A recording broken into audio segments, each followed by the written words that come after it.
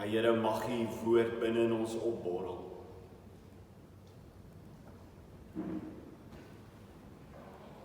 Mag dit vir ons so 'n fees wees, mag ons entoesiasties raak, soos wat die skrywer entoesiasties was om dit vir ons neer te skryf.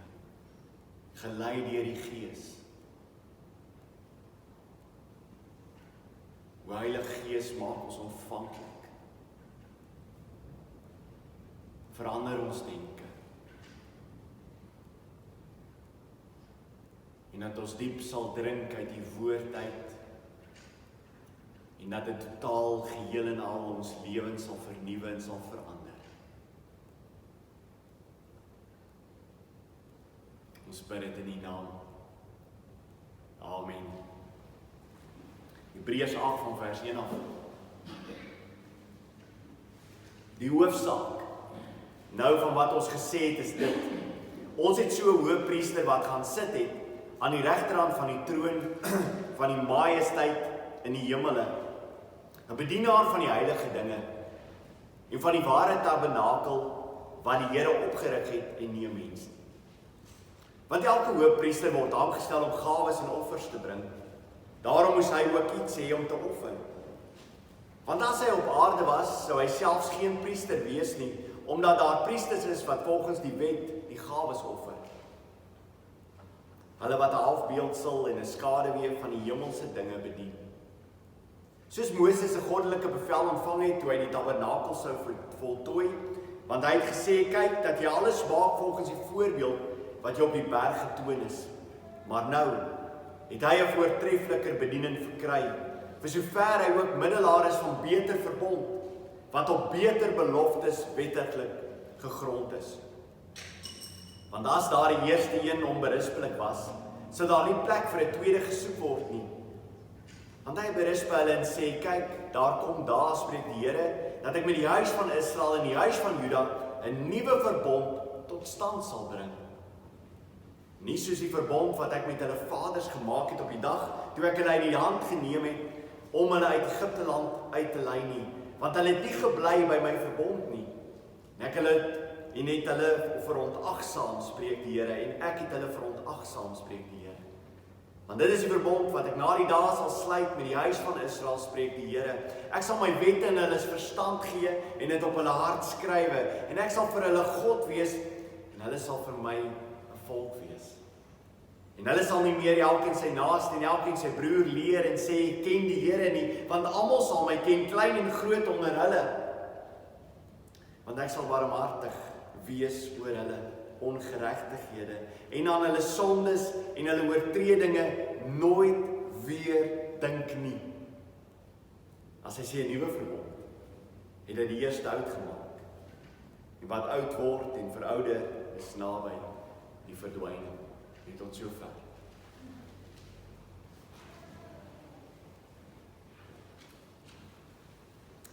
Hoofstuk 7 voorafgaande het vir ons gewys dat Jesus kwalifiseer as priester en hoëpriester. En hoekom? Want hy het alles gedoen wat die hoëpriester moes gedoen het, maar volledig. Dit wat die priester nooit volledig kon doen nie, was in Christus volledig gedoen. Hoe sien ons dat dit volledig is? Dis vir my mooi. Hoe sien ons dat Jesus se werk volledig is? Wel, as hy gaan in die hemel en wat gaan doen hy? Hy gaan sit. Hy gaan sit. Nou vir jou as 'n Jood wat verstaan wat die priester doen, weet jy, dit is ongelooflik. Het jy besef dit is ongelooflik sit? Die woordjie sit in die Bybel, as Jesus sit, is dit amazing in Hebreers. En jy het gedink dit staan net daar. It's amazing, sit. Dis die mooiste woord, sit. Jy het ooit dit gedink, sit is 'n mooi woord. Jy raak nie opgewonde oor hierdie woord nie. It's amazing. Hoofstuk 8 sê, Christus het in die hemel ingegaan en hy het gaan sit aan die regterhand van God die Vader. Hoekom is dit so mooi? Want 'n priester sit nooit nie. 'n Priester mag nie sit. 'n Priester hou aan met werk. Dawid, as hy die priesters amp opdeel, dan deel hy dit op in 24 eenhede in 'n jaar. Onthou julle as ons Johannes die Doper se pa, toe hy na die tempel toe gaan het, was hy die stam van of vir die gedeelte van Abia. Hy was een van die 24 gedeeltes waarin Dawid dit opgedeel het, sodat vir 2 weke die hele jaar die priesters mekaar kan aflos en werk in die tempel. Want hulle sou moeg raak. Want hulle moet die hele tyd staan. Hulle moet staan en die offers bring en doen wat God vir gehad het hulle moes doen. Maar Christus het dit volledig gedoen en daarom aan die kruis sê hy dit is volbring. Dit is volbring. Hy gaan in die hemel in, sit aan die regterhand van God die Vader en hy gaan sit. Dit is klaar. Dit is verby. En daarom elke keer as Hebreers praat oor Jesus, waar hy op hierdie stadium is, dan sê hy sit aan die regterhand van God die Vader. Dit beteken, dit wat hy moes doen, is volkome gedoen, dit is klaar gedoen, en ons as gelowiges kyk daarna en sê, dis amazing, dis klaar, dis volledig vir my gedoen.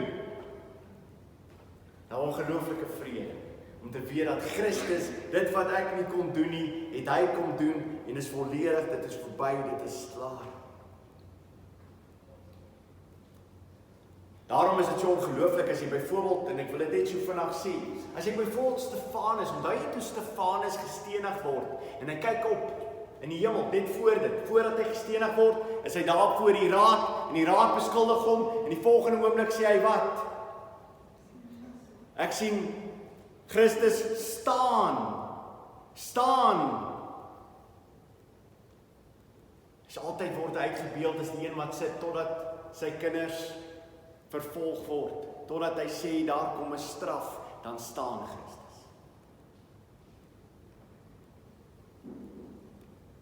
En daar's 'n oordeel wat kom, oor die wat nie deel is van die waaroor hy sit.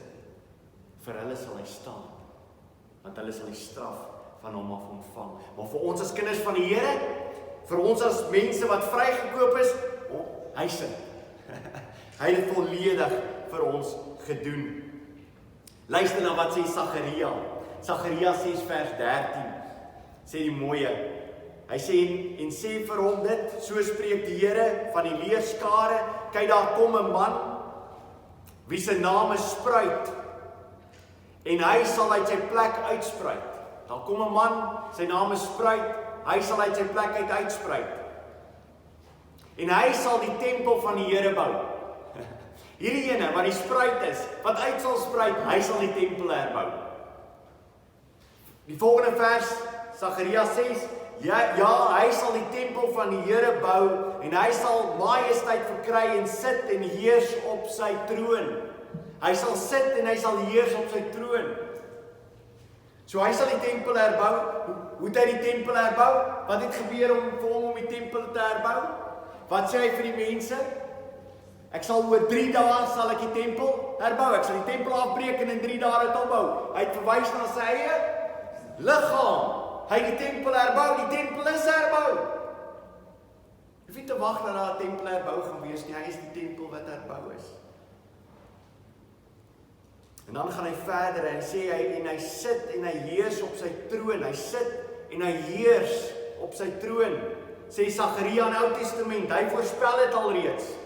Ook sal hy 'n priester wees op sy troon. Dis nie mooi nie.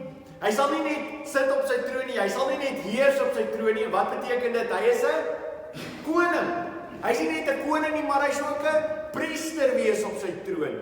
En die raad van vrede sal tussen hulle twee bestaan. Daar sal vrede wees tussen hulle twee, want hy is een. Hy is koning en hy is priester en hy sit en hy heers op sy troon. Die een wat kom oordeel en die een wat intree is dieselfde persoon.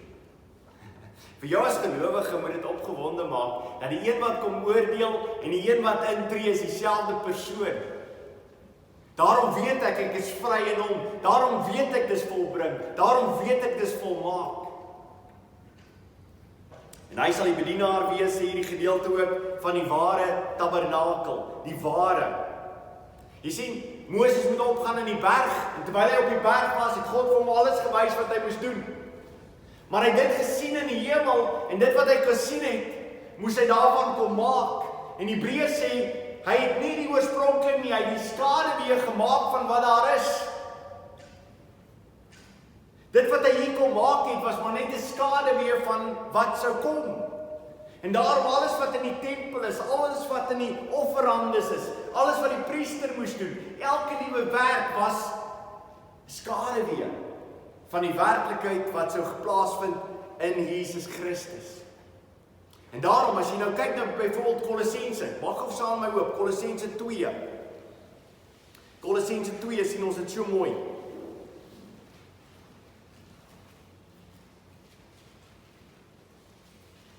Kolossense 2.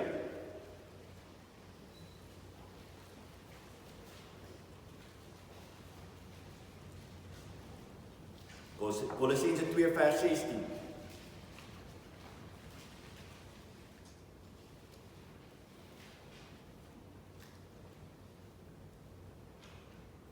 Laat niemand julle dan oordeel in spys of in drank of met betrekking tot 'n fees of 'n nuwe maan of 'n Sabbats nie. Hy's besig om te praat oor al die rituele in die Ou Testament. Die seremonies. Hy sê vers 17, wat 'n skaduwee is van die toekomstige dinge, maar die liggaam behoort aan Christus. Dit beteken, al die seremoniele wette was maar slegs 'n skaduwee wat gewys het na die een waarop die lig sou skyn, die een wat sou kom in sy volheid, Christus. Daarom is Christus die vervulling van al die seremoniele wette, want dit gewys na hom toe. Hy is die een wat die tempel is, hy is die een wat die priester is. Elke liewe wet, elke liewe voorspelling het Christus gekom en in sy volheid kom vervul. Alles wat maar slegs skaduwees was. En daarom is hy die een wat die offer bring, sê Hebreers. Hy moes die offer bring. Wat 'n offer bring hy? Wat hoëpriester is. Luister wat sê Johannes. Johannes die doper. Hy staan in die straat en hy sien vir Jesus aankom. Wat sê hy van Jesus? Johannes 1 vers 29.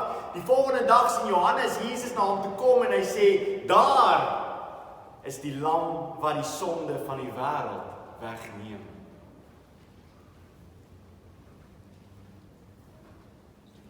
Daar is die lam van God wat die sonde van die wêreld wegneem. Kan jy verstaan hoe wonderlik dit is? Kan jy kyk hoe wonderlik dit is dat hy die een is wat die skaduwee tot volledigheid bring. Hy is die een waaroor dit gaan en hy bring ook die offer. En omdat hy die priester is, moet hy 'n offer bring. En wie bring hy as offer? Homself. Hy vervul in alles wat die Ou Testament vertel het, vervul hy dit, want hy gee homself as die vervulling van alles waarna die Ou Testament verwys het. En dan gaan hy verder. Hy is ook die middelaar. Die middelaar. Ek wil jy moet gou saam met my, daar's 2 gedeeltes. En jy gaan van hierdie gedeeltes, het ons al gekyk na, maar ek wil 2 gedeeltes vir jou lees uit die begeerte van Job wat in die Ou Testament leef oor hierdie middelaar wat sou kom. So kom ons kyk gou saam daarna. Job 9. Job 9 vers 33.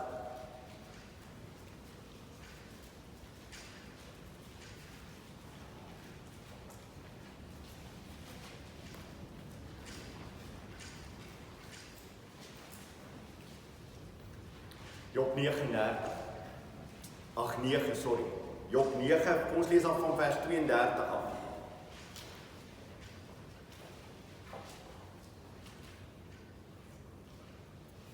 En as ons klaar gelees het, hou oop by Job, want ons gaan nog 'n vers uit Job uitlees. Job 9 vers 32. Want hy is nie 'n man soos ek nie, God. God is nie 'n man soos ek nie. Dat ek hom sou kan antwoord, dat ons saam na die gereg sou gaan nie. Okay, so daar is geen manier dat ek en God saam na die gereg sal gaan. Want hy's nie 'n mens soos ek nie. Vers 33, daar is geen skynsregter, 'n middelaar. Daar's geen skynsregter tussen ons wat sy hand op ons twee kan lê nie.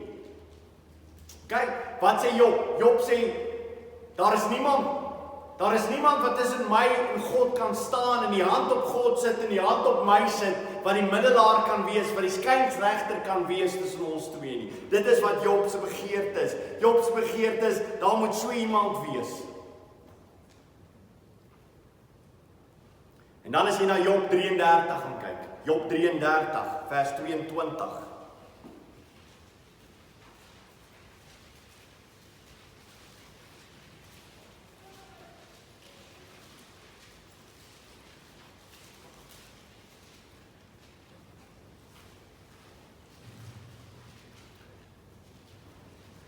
As jy daarso, Job 33 vers 22.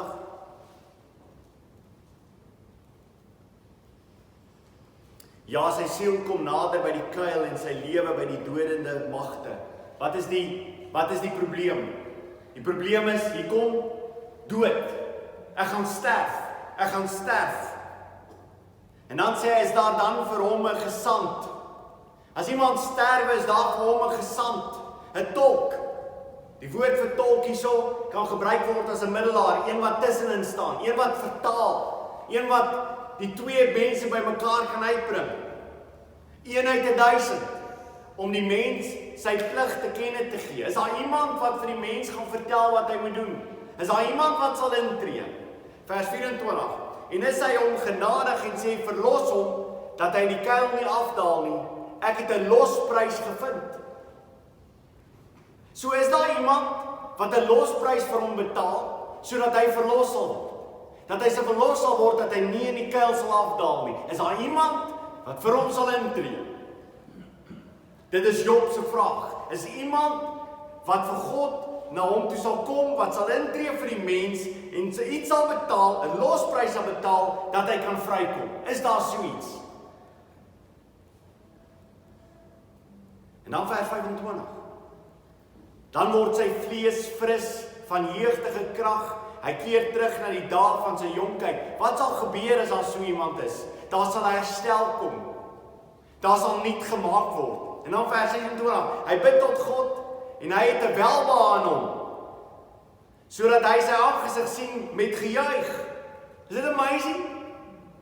Dat hierdie persoon, dat hy nou met God kan praat en dat God na hom kyk en God sien hom aan en daar's 'n welbehae van God teenoor hom. Dat God na hom kyk en hy is vreugdevol oor sy lewe. Sodat hy sy aangesig sien met gejuig, dat God juig as hy my sien. Wat sal maak dat God juig as hy my sien? Vir my as gebrekkige mens wat vol sonde is, deurtrek deur sonde, wat sal gemaak dat hy oor my sal juig? Daar moet iemand wees wat my verlos. Daar's iemand wat moet intree vir my, dat God so oor my sal voel. So vergeld hy dan aan die mens sy geregtigheid. Vers 27, hy sing voor die mense en sê, ek het gesondig en verdraai wat reg is, maar is my nie na my verdienste vergeld nie. Sien julle hierdie Nuwe Testamentiese ding wat Jobbie sê, hoe amazing dit is, wat hy profeteer. Hierdie man, wat nou verlos is, hy het dit ervaar, hy sing voor die mense, hy is opgewonde, soos julle vanmôre opgewonde was om dit toe julle sing.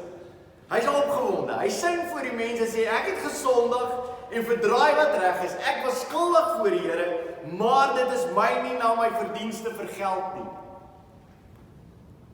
God het my nie gestraf soos wat ek verdien. Vers 28, hy het my siel verlos, dat dit nie in die kuil ingaan het nie, en my lewe mag hom verlustig in die lig. En my lewe mag hom verlustig in die lig. Vir ewig gaan ek in sy lig wandel. Hy het my siel verlos, dat dit nie in die kuil ingaan nie, dat ek nie in die hel beland nie. Hy het my verlos, en my lewe mag hom nou verlustig in sy lig. Ek gaan vir ewig wandel in sy lig, vir ewig en vir ewig.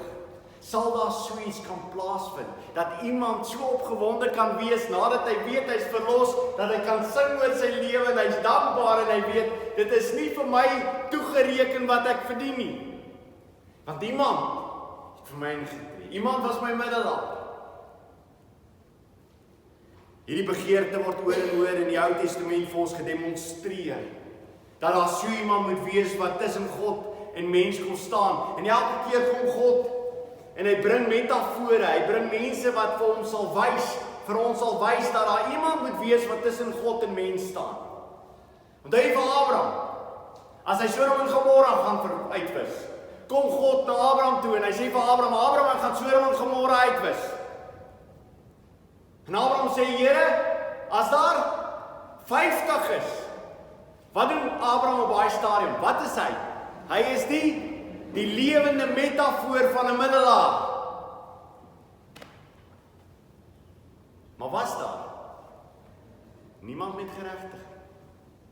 Hy gaan af tot 10, Here, as daar 10 is, maar as niemand.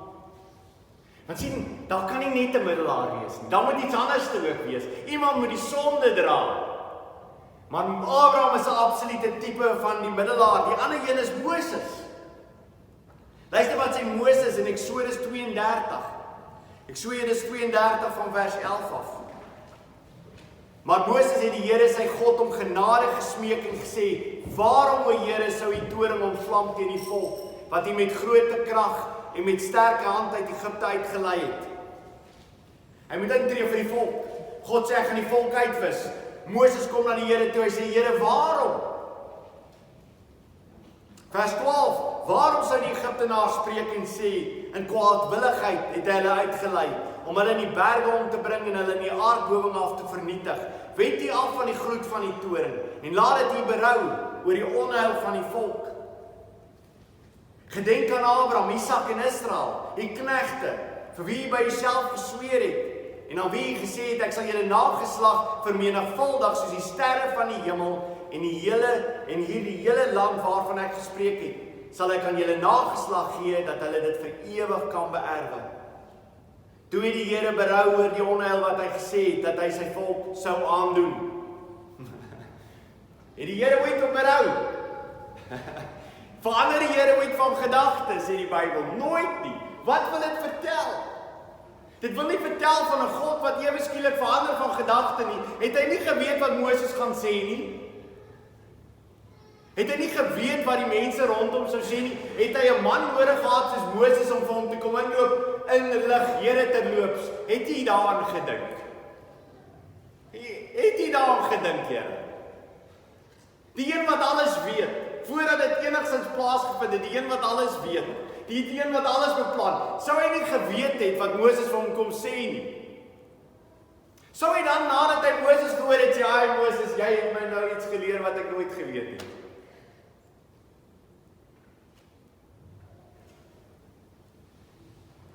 Hy vrees vir die wêreld. Daar sal iemand wees, iemand soos Moses wat sal kom, wat sal staan tussen God en mens. En hy sal moet intree en pleit dat God nie die mens uitwis nie. Sal iemand opstaan wat hierdie belofte, hierdie ding wat voorspel is, iemand wat sal kom en dit sal vervul in sy volheid. God sê, ek sal 'n nuwe verbond tot stand moet bring. Ek sal 'n nuwe verbond tot stand moet bring, want die ou verbond is oortree deur wie? Is oortree deur die mens. En dis hoekom dit so wonderlik is waaroor ons laas keer gepraat het oor God wat 'n eed sweer, wat die twee diere in die helfte deel, en terwyl Abraham besig is om te slaap, is God besig om tussen die diere deur te stap. Wat God sê, ek sal doen wat die mens nie kan doen nie. As gevolg van die mens wat dit nie sal kan onthou nie, sal die straf op my kom. Ek sal 'n nuwe verbond tot stand bring, en met wie sal hy die verbond sluit? Met wie sal hy die verbond sluit? Die ou verbond is met wie gesluit? Israel. Met wie sal hy die nuwe verbond sluit? Israel. Hy gaan dit weer met Israel sluit. Van die begin af, as Jesus op die toneel verskyn, met wie is sy disippels? Wie is die mense waarvoor hy preek is? Israel. Onthou wat sê Romeine 9?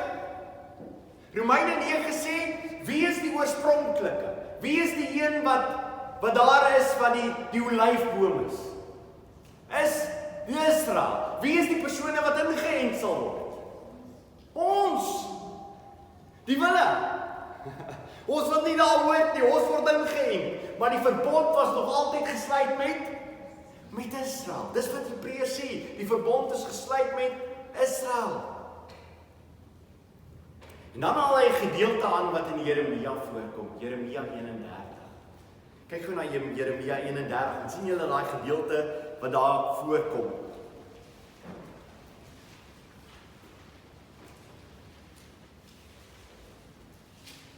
Jeremia 31.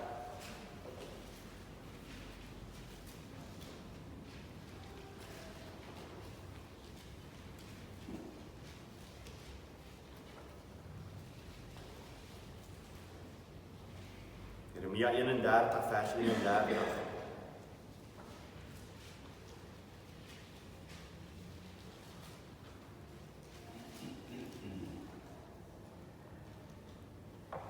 Kyk, daar spreek die Here dat ek met die huis van Israel en die huis van Juda 'n nuwe verbond sal sluit. Dis voorspel. Dis voorspel in die Ou Testament. Dis hoekom die Ou Testament was skrif. Was die skrif, dit was die Bybel gewees wat elke Sondag in die vroeë kerk gelees is. Hoekom? Want dit is skrif, dit bly skrif. Alles wat hulle geweet het, het hulle gehaal uit die skrif uit. Dis hoe dit geprofeteer is, dis hoe dit gesê het, dit sal plaasvind. Hebreers gaan haal net uit die Ou Testament uit, dit wat God beloof het.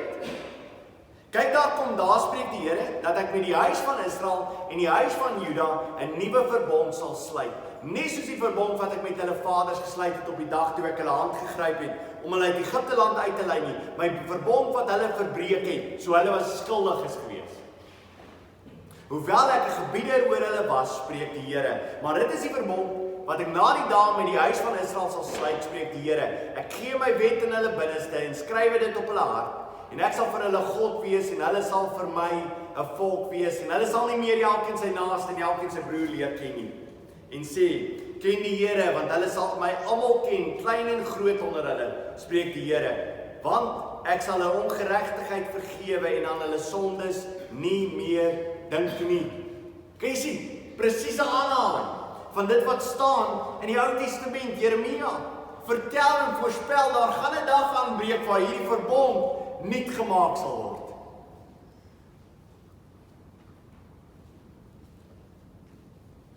'n Nuwe verbond op harte geskryf. As jy my sê, Johan, verduidelik vir my, wat is die verskil tussen die ou en die nuwe verbond? Hoe is die ou verbond en die nuwe verbond vervul? Hoe is dit anderste? Hoe is dit wonderliker as die ou verbond? Laat my jou sê, dis amazing wonderliker as die ou verbond. Ek kan nie glo dat iemand wat die nuwe verbond hoor wil teruggaan na die ou verbond toe nie.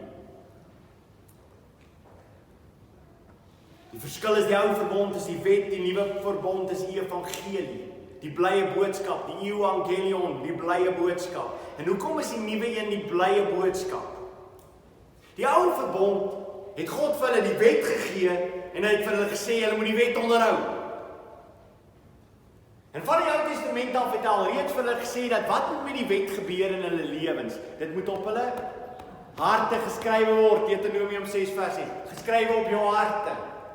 Wil jy moet dit in jou hart opgeskrywe wees?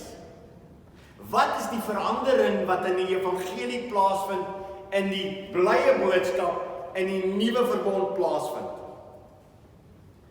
In die nuwe verbond vind die ongelooflike plaas dat God sê, wie wat? Ek gaan eers vir julle 'n nuwe hart gee. Ek gaan eers julle nuut maak, en dan gaan ek julle vra om te onderhou wat ek julle beveel. Maar eers kom die nuutmaak proses. Dit wat julle nie kon doen nie, God kom en hy sê, ek gaan julle kom nuut maak. Ek gaan julle kom verander en dan, omdat julle verander is, gaan julle gehoorsaam kan wees. Die eerste sê, wees gehoorsaam. Wees gehoorsaam. Die tweede een sê, ek gaan vir jou verander en dan gaan ek vir jou vra om gehoorsaam te wees. Sê amazing nie? Dis die wonderlike. So die Here kom eers en hy verander my. Hy maak my nuut. Jesegiel 11 vers 19. En ek sal hulle een hart gee en 'n nuwe gees in julle binneste gee. En ek sal julle hart van klip uit hulle vlees verwyder en hulle hart van vlees gee. Die ou verbond, die Ou Testament, Esegiel sê alreeds, daar gaan 'n dag aanbreek, waar God alles gaan verander, en hy gaan ons harte kom oorplanting doen. Lang voor enige ou in die Weste gedink het aan 'n hartoorplanting, het God gesê, daar gaan 'n hartoorplanting wees. Gaan 'n amazing hartoorplanting wees. Ek gaan mense se harte wat kliphard is, gaan ek hulle kom uithaal daai klipharde harte en ek gaan hulle hart van vlees gee. As jy 'n broer en suster in Christus Jesus is, wat is die teken daarvan dat jy 'n kind van die Here is? Jy het nie meer 'n klipharde hart nie, jy het nou 'n hart van vlees. Jy's nuut gemaak. Ewe skielik klop jou hart na die evangelie van Jesus Christus.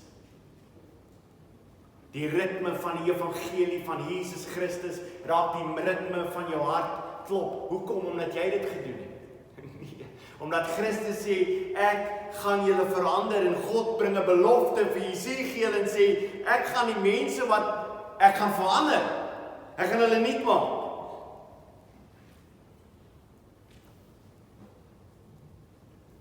2 Korintiërs 3 bou hierop voort in die Nuwe Testament, en dan sê hy, luister mooi wat hy sê, 2 Korintiërs 3 vers 4 tot 6. So vertroue het ons deur Christus by God, nie dat ons uit onsself bekwam is om iets uit onsself te bedink nie. Luister mooi. Nie dat ons uit onsself bekwam is om iets uit onsself te bedink nie, maar ons bekwaamheid is uit God. Wie het ons bekwaam gemaak? God het ons bekwaam gemaak. Is dit uit onsself uit? Nee. Is dit uit onsself wat onsself verander het? Het ons onsself by ons bootstraps opgetrek en gesê, Johan, nou, jy weet te verander, jy weet te nuut word. Net so min as wat jy jou eie hart kan uithaal en oorplant. Net so min kan jy jou lewe verander. Ja, gedink daaroor, doen 'n hartopklap oorplanting op jouself. Hoe's belaglik is dit? Jy sny jouself hier oop. Meeste paas al klaar uit. En dan vat jy jou hart en jy begin hom af te sny. En daar lê die ander hart. Voor jy die hart klaar afgesny het, is jy gone.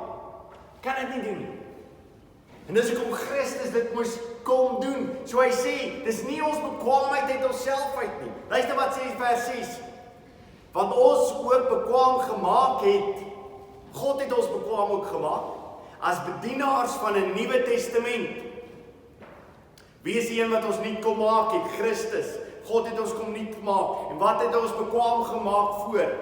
Ons is bedienaars van die Nuwe Testament. Nie van die letter nie, maar van die Gees. Van die letter maak dood, maar die Gees maak lewend. Kan jy dit nou verstaan? Kan jy die gedeelte verstaan? Kan jy verstaan dat die wet kon jy nie nakom nie? Wat het die wet vir jou gewys die hele tyd, omdat jou hart nie verander is nie? Die wet het vir jou vertel die hele tyd hoe sleg jy is. Hoe sleg jy is. En hoe meer die wet vertel het hoe sleg jy is, hoe meer het jy in angs en bewering gesit, want ek kan dit nie maak nie. Daar's geen manier om vry te kom nie.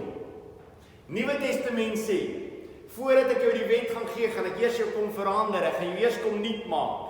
Dis wat Jesus sê vir Nikodemus. Hy sê, as jy nie van bo af nuut gebore word nie, sal jy nooit die koninkryk van God sien.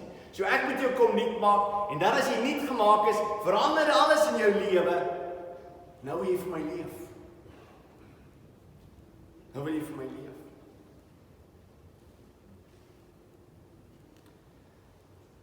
Daarom sê vers 11, en hulle sal nie meer elkeen sy naaste en elkeen sy broer leer en sê, ken die Here nie, want almal sal my ken, klein en groot onder hulle. Almal sal my ken, klein en groot onder hulle. Hy is besig van 'n groep te praat, onder hulle. Nie van die wêreld nie. Klein en groot sal my ken onder hulle. Wie is hierdie onder hulle? Sy kerk.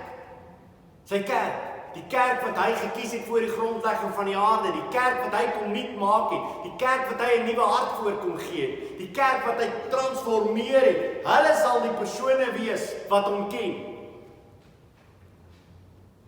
Klein en groot, almal sal hom ken.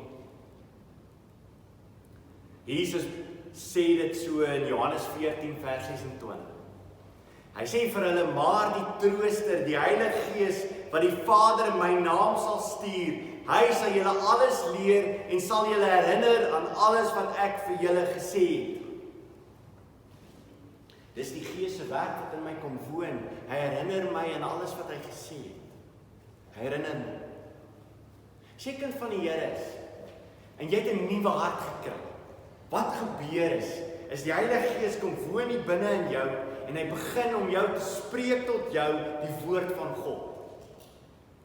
Hy begin om met jou te vertel oor wat God se woord sê. En vir die eerste keer in jou lewe verstaan jy die grootheid van jou sonde en die grootheid van sy genade. Dis waaroor ons Blankboek gegaan. Verstaan jy die grootheid van jou sonde en die grootheid van sy genade? Hoe meer ek groei in die Here en hoe meer ek besig is om nuut gemaak te word, want dit is 'n proses in my lewe wat plaasvind. Nie net is ek volledig klaar bevry in hom nie. Nie net is ek al volledig heilig in hom nie. Maar hy's ook besig met 'n heiligmakingsproses in my lewe. En elke dag van heiligmaking, wat kom ek meer en meer agter? My sonde. My sonde.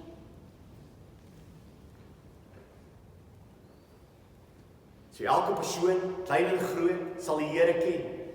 Hoekom sal hulle die Here ken? Want die Gees wat in hulle is, sal vir hulle duidelik maak dat dit is die Here wat praat.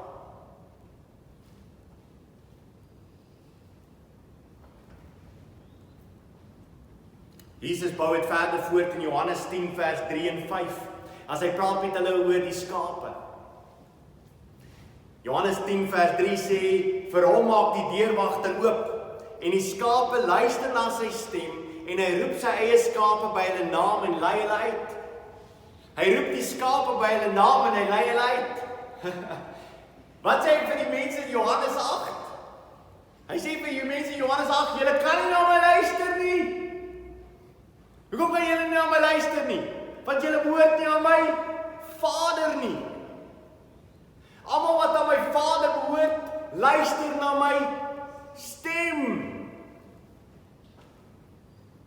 As jy wonder hoekom is mense besig met valse goeders in hulle kerke en valse leer, wie hoekom? Hulle hoor nie sy stem nie.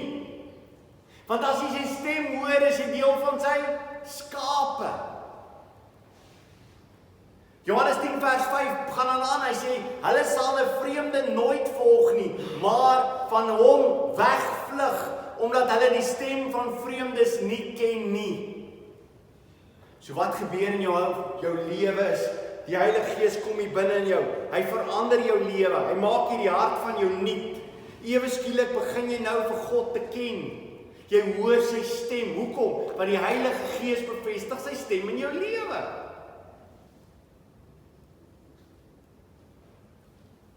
Nou begin jou lewe te verander, jou lewe begin te transformeer, en jy begin 'n nuwe rigting in te stap. Dis die nuwe verbond wat God tot stand gebring het, wat verskil van die ou.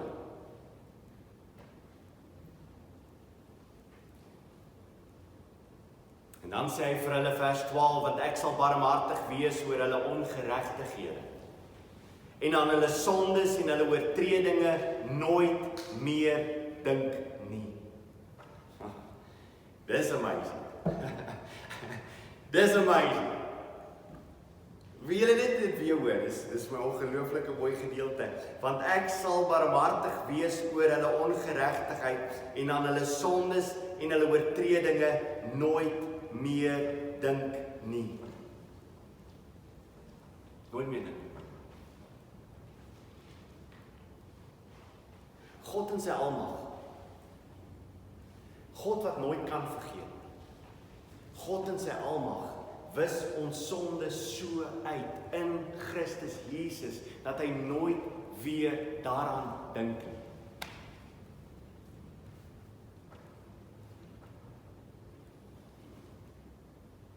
By wedergeboorte gebeur iets ongeloofliks. Ek kry 'n nuwe hart. En wie wat is die eerste ding wat my tref by wedergeboorte?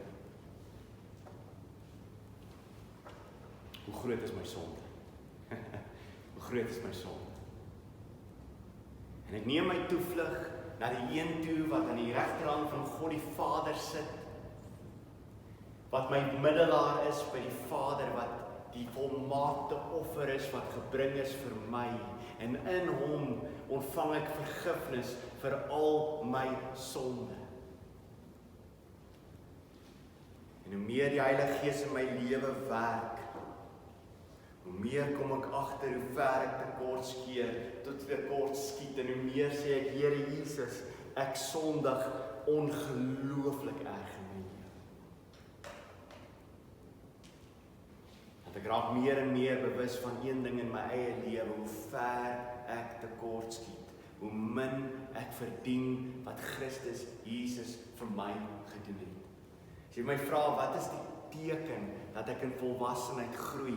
Die teken van volwassenheid is, ek kom al hoe meer agter, ek verdien dit nie. Ek kom al hoe meer agter hoe groot is my sonde voor 'n lewende God, wat heilig en volmaak is. En daarom is vers 12, een van die verse, wat vir die gelowige net 'n ongelooflike mooi vers is. Jy lees daai verse, jy wil dit oor en oor en oor lees. Dat die God wat vir my gemaak het, die God wat heilig is, die God wat gans anders is, dat die engele wat in sy troon is, 3 keer uitroep, nie liefde, liefde, liefde nie, maar sê, heilig, heilig, heilig is die Here God, die Almagtige, dat hierdie God sê, as hy na my kyk, ek, Johan Lou, is heilig. Hoekom? As gevolg van die een wat aan die regterhand van God die Vader sit, wat my volmaakte offer, my volmaakte priester is, wat vir my intree, en my so vergewe, so vrymaak, dat die Vader nooit weer aan my sonde dink. Hey, wat sê die Ou Testament? Die Ou Testament sê, so ver soos die ooste van die weste verwyder is, so ver verwyder hy ons oortredinge van hom af. Dit beteken nie, daar is 'n afstand nie, dit beteken is gone. Dis wat dit beteken, dis weg. My sonde is vergeet. Het jy ooit gedink aan so iets? My sonde is vergeet. Nie net is my sonde vergewe nie, my sonde is vergeet. Imagine dit. Ek weet nie, ek moet dit vir julle duidelik maak, want ek wil hê jy moet die uitstap, as daar een ding is wat ek wil hê jy moet vashou, is dit hierdie. Imagine dit, jy kom na die Vader toe en jy sê, Here, onthou jy 4 jaar terug, hierdie ding wat ek gedoen het. Die Here sê, ek nooit weer aan gedink. Dis weg van my af. Nooit weer kom met 'n herinnering oor dit wat jy gedoen het. Nooit weer. En ek wil hê my kind, jy moet ook nooit weer daaraan dink. Want jy's vry. Jy's werklik waar vry. Dit kan alleenlik iets beteken vir iemand wat sy hart sag is. As jou hart nie sag is nie, dan het jy nie 'n konsep van wat jou sonde is. Jy verstaan dit nie, maar as jou hart sag gemaak is dit een van die wonderlikste boodskappe. En dan sluit hy af, in vers 13, sê hy iets ongeloofliks as hy vir hulle vertel van hierdie verbond wat tot stand gekom het. En dan vertel hy vir hulle dat hier nog 'n tydperk sal wees waar hierdie ding sal aangaan. Hy sê 'n nuwe verbond het hy die eerste oud gemaak. Soos verby, is oud. En wat oud word en verouder is naby die verdwyning. Wanneer het die verdwyning plaasgevind? Want die veroudering het klaar plaasgevind, is dit nie? In Christus is dit klaar verouder. In Christus is die onmoontlikheid van die Ou Testament 'n moontlikheid gemaak in hom. Maar wanneer het dit totaal verdwyn? 70 na Christus. Toe Titus ingekom het en die hele stad, die tempel afgebreek het tot op die grond. Dat niemand weer ooit tot vandag toe enige offers bring nie. Weet jy dit? Die Jode bring nie meer offers nie. Hoekom nie? Daar is nie 'n tempel nie. Daar is nie priesters nie. Daarom sê die Hebreers skrywer, hy profeteer hier en hy sê, dit is oud geword. Wat verouder is naby die verdwyning. Die verdwyning het plaasgevind in 70 na Christus, totaal uitgewis. Daarom vind jy in Handelinge, wat doen die apostels nog steeds? Waar kom hulle nog steeds uit? Die tempel. Maar die tempel is totaal uitgewis. Dis verby, daar's nie meer offers nie. Daar's niemand meer wat offers bring nie. Van die volmaakte offer is klaar gebring. So kom ons vat gou saam. Wat jy moet onthou as jy hier uitstap, oor die hele gedeelte in hoofstuk 8. Ons het 'n priester wat klaar gaan, sit het. Dit wat geen priester kan doen nie, het hy gedoen. Hy sit, is klaar, is volledig, is klaar, verby. Alles wat die Ou Testament is, die seremoniële wette, al die tipe van goed is 'n skaduwee wat wys na Christus.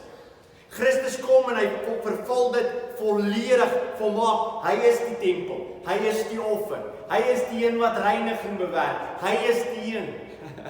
Alles het daarop gewys. Hierdie nuwe verbond maak mense nuut, sodat hulle kan doen wat God van hulle vra. God vra nie van hulle en hulle kan dit nie doen nie. Nee, God sê ek maak julle nuut sodat julle kan doen wat ek van julle vra. Nuwe verbond, totaal anderste. En nou, elke persoon wat nuut gemaak word deur hom, wat nuut gebore word vanuit die hemel uit, wat gebeur met jou? Jy ken hom. Jy hoor sy stem. Jy luister na hom. Jy volg hom. Jy verander jou lewe. Jy is gehoorsaam aan hom. Hoekom? Want hy het dit moontlik gemaak. Hy het jou nuut gemaak. En wat van jou sonde? En wat van jou sonde? Is vergeete. Is nie net vergewe nie, is vergeete. Dit wat die mens nooit kan doen nie, het God gedoen. Nie net vergewe hy, die almagtige God nie, maar hy vergeet elke een van my sonde. Hy wis dit uit in sy seun Jesus Christus, wat sit aan die regterhand van God, ons Vader. Dit is klaar. Dit is verby. Ek, Johan Lou, is vry. Amen. Kom ons buig ons hoofde.